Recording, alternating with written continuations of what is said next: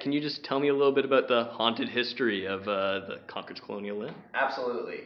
So, back in the Revolutionary War era, throughout the 1770s, this inn was actually a home, and actually the part that we're in now is actually a home, owned by a doctor. And that doctor, Dr. Timothy Minot, he actually helped to treat wounded soldiers after the Battle of Lexington and Concord.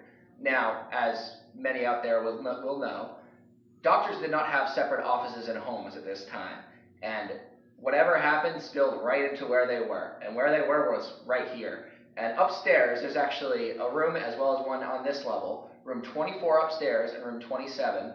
Room 24 was where they actually took the wounded soldiers to operate, and I mean, this was not 1770s operations. This was not something that you'd see today at Mass General or anywhere else down the street.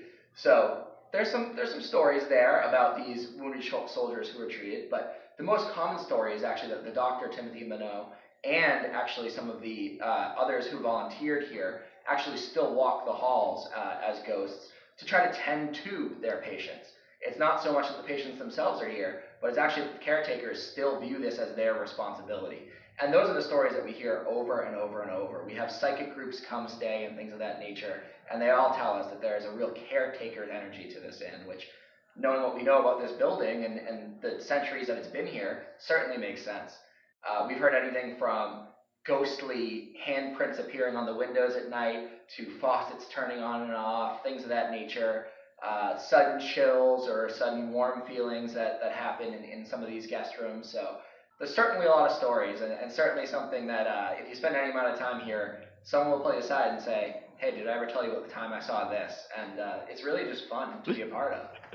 Have you ever encountered any ghosts? I have not. I've seen a few things, though, that I've struggled to explain in terms of lights turning on and off in areas that were almost certainly unoccupied at the time. And I've been here pretty late at night by myself, and there are some areas of the inn, let's just say, that I walk through a little bit quicker based on some things that I've seen in terms of those flickers or whatnot. So, yeah. Oh, all right. Thanks so much. There you go. Absolutely.